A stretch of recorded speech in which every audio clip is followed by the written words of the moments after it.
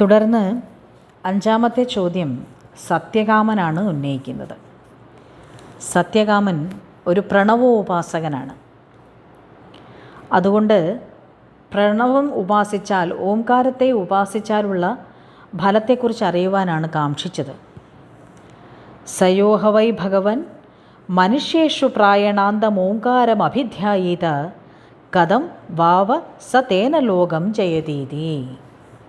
അല്ലയോ ഭഗവാനെ, ഒരാൾ തൻ്റെ അന്ത്യനിമിഷം വരെ ഏറ്റവും ശ്രദ്ധയോടെ, മുടക്കമില്ലാതെ, ഇടതടവില്ലാതെ പ്രണവത്തെ, ഓംകാരത്തെ ധ്യാനിച്ചിരുന്നാൽ അവർ ഏതു ലോകത്തെ പ്രാപിക്കും? ഇതാണ് ചോദ്യം. പ്രണവത്തെ ഉപാസിക്കുന്ന ആൾ ഏതു ലോകത്തെ പ്രാപിക്കും?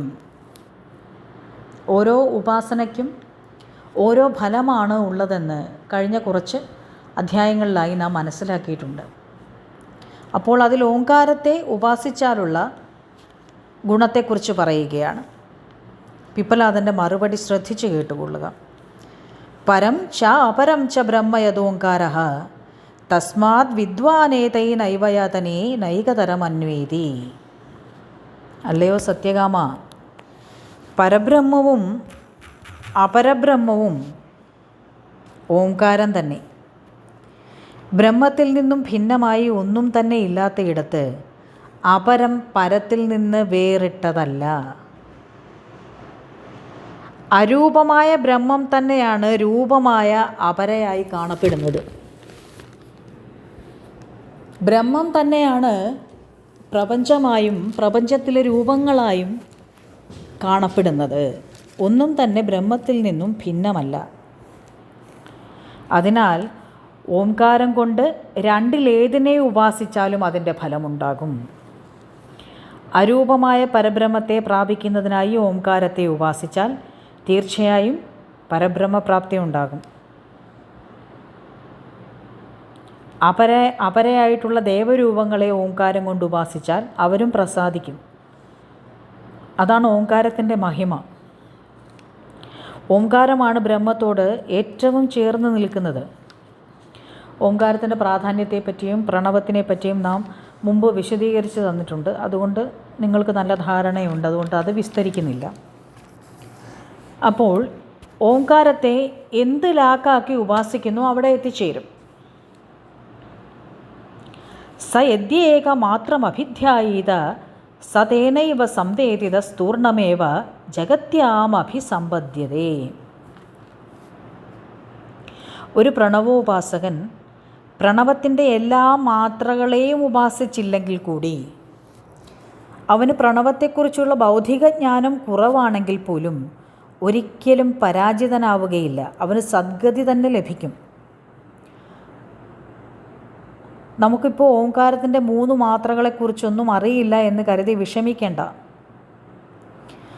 ആദ്യ മാത്രയായ ആ എന്ന ശബ്ദത്തെ മാത്രം അറിഞ്ഞുപാസിച്ചാൽ പോലും, അത് ഏത് ലോകത്തിലിരുന്ന് ഉപാസിച്ചാലും ഏത് രൂപത്തിലിരുന്ന് ഉപാസിച്ചാലും ആ ആത്മാവിനെ ഋക്കുകൾ ഭൂമിയിലേക്ക് എത്തിക്കും. അതായത് മനുഷ്യജന്മം ലഭിക്കും. ആ എന്ന മാത്ര ഋഗ്വേദം തന്നെ എന്ന് കരുതിക്കൊള്ളുക.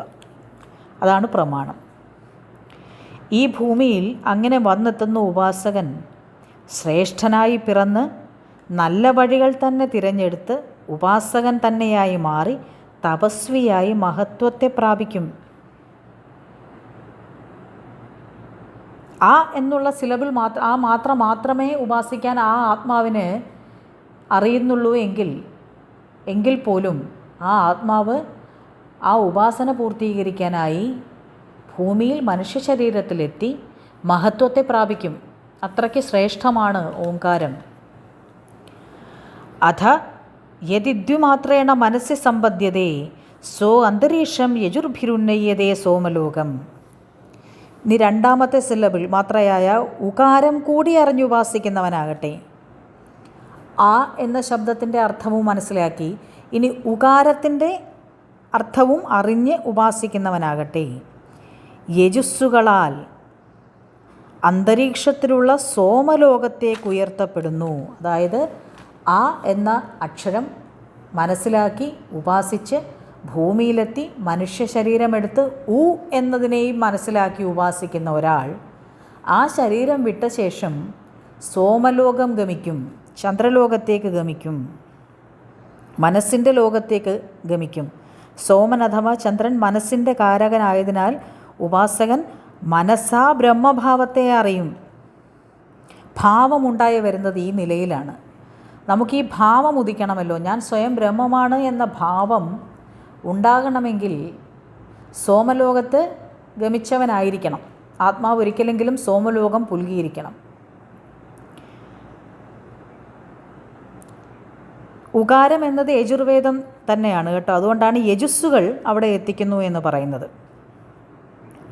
അങ്ങനെ ആ ഉ എന്ന 2 മാത്രകൾ അറിഞ്ഞുപാസിച്ചവൻ മനുഷ്യരൂപത്തിൽ വീണ്ടും വന്നു പിറന്ന് തപസ്വിയായി മനോലോകം അഥവാ ചന്ദ്രലോകം ഗമിച്ച് അവിടുത്തെ വിഭൂതിയെയും പ്രാപിച്ച് തിരികെ മനുഷ്യലോകത്ത് തന്നെ എത്തിച്ചേരും. ഇനി പുനരേതം ത്രിമാത്രേണോമിത്യേത്ര ഇത്യേതേനൈ വാക്ഷരേണ പരം പുരുഷം അഭിധ്യായീത സ തേജസ്സി സൂര്യേ സമ്പന്നഃ. ഇനി ആ ഉ അം എന്നീ 3 മാത്രകളും അറിഞ്ഞുപാസിക്കുന്നവൻ, അതായത് ഓം എന്ന ശബ്ദത്തിലെ ആ ഉ അം എന്നീ 3 സില്ലബിൾസ് മാത്രകളെയും അറിഞ്ഞ് ഉപാസിക്കുന്നവൻ സൂര്യലോകം ഗമിച്ച് സമ്പന്നൻ അഥവാ ആത്മജ്ഞാനിയായിത്തീരുന്നു. ആരാണോ സ്വന്തം ആത്മത്തെ അറിഞ്ഞിരിക്കുന്നത് അവർ തന്നെ സമ്പന്നൻ അല്ലേ? ഏറ്റവും സമ്പന്നം അവനാണ്. ആത്മജ്ഞാനിയാണ് ഏറ്റവും വലിയ സമ്പന്നൻ. അങ്ങനെ 3 മാത്രകളെയും അറിഞ്ഞുപാസിച്ച് സൂര്യലോകം ഗമിച്ച ഉപാസകന് പിന്നെ തിരിച്ചുവരവില്ല. അവിടെ വെച്ച് പാമ്പ് തൻ്റെ തൊലിയുരിച്ച് പുതിയ തോലണിയും പോലെ എല്ലാ പാപങ്ങളും അശുദ്ധികളും നീങ്ങി ഉപാസകൻ പുതിയ ലോകമായ ബ്രഹ്മലോകം അഥവാ സത്യലോകത്തെ പ്രാപിക്കുന്നു. അവിടെ അവൻ പരത്തിനും പരനായ ശ്രേഷ്ഠത്തിലും ശ്രേഷ്ഠനായ ഹിരണ്യഗർഭനെ അല്ലെങ്കിൽ ബ്രഹ്മത്തെ ദർശിക്കുന്നു എന്ന് പറയുകയാണ് പിപ്പലാദൻ. അതായത് പ്രണവത്തെ അറിഞ്ഞുപാസിക്കുന്നവൻ സൂര്യലോകം ഗമിക്കുക എന്ന് പറഞ്ഞാൽ എന്താണ്?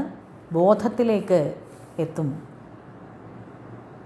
ബോധത്തിൽ നിന്നും ബ്രഹ്മത്തിലേക്കെത്തും. ബോധത്തിൻ്റെ ഉറവിടമായ ബ്രഹ്മത്തിലേക്കെത്തും. അതുകൊണ്ട് പ്രണവോപാസന ഏറ്റവും ശ്രേഷ്ഠമായ ഉപാസന തന്നെയാണ്. തിസ്രവും മാത്രാ മൃത്യുമത്യപ്രയുക്ത അന്യോന്യാസക്ത അനവിപ്രയുക്ത. ഈ 3 മാത്രകളും ആ ഉ അം എന്നീ 3 മാത്രകളും ഒന്നൊന്നായി എടുത്താൽ അവ മൃത്യുമയമാണ്, അതായത് നാശമുള്ളതാണ്. ഒന്നൊന്നായി നിൽക്കുമ്പോൾ ഇവ നാശമുള്ളവയാണ്. ഓരോ അക്ഷരവും ഓരോ പ്രത്യേക ഉദ്ദേശത്തോടു കൂടി ഉപയോഗിക്കുന്നത് കൊണ്ട് പ്രയോജനം സിദ്ധിക്കയില്ല എന്നർത്ഥം. എന്നാൽ ഈ 3 ശബ്ദങ്ങളെയും ചേർത്ത് പ്രണവനാദമായി അകത്തും പുറത്തും മധ്യത്തിലും വേണ്ടവണ്ണം ഉപയോഗിക്കുന്ന യോഗി, ജ്ഞാനി ഒരിക്കലും ഒരു കൊടുങ്കാറ്റിലും ചലിക്കയില്ല, ഇളകാതെ നിൽക്കും, സ്ഥിതപ്രജ്ഞനായിരിക്കും. ഋഗ്ഭിരേദം യജുർഭിരന്തരീക്ഷം സാമാഭിര്യത്തത്കവയോ വേദയന്തി തമോങ്കാരേണൈവായനതനേനാനേതി വിദ്വാൻ എത്തച്ഛാന്തമാചരമമൃതമഭയം പരം ചേതി. അപ്പോൾ ഉപാസകൻ ആ അഥവാ ഋഗ്മന്ത്രത്താൽ ഭൂലോകം പ്രാപിക്കുന്നു. യജുർമന്ത്രം അഥവാ ഉകാരത്താൽ മനോലോകം അഥവാ സോമലോകം ഗമിക്കുന്നു. ഈ 2 മന്ത്രങ്ങളും അം അഥവാ സാമമന്ത്രത്തോട് ചേർന്ന് ഓംകാരമായി ഉപാസിക്കുന്നവൻ ബ്രഹ്മലോകം പ്രാപിക്കുന്നു.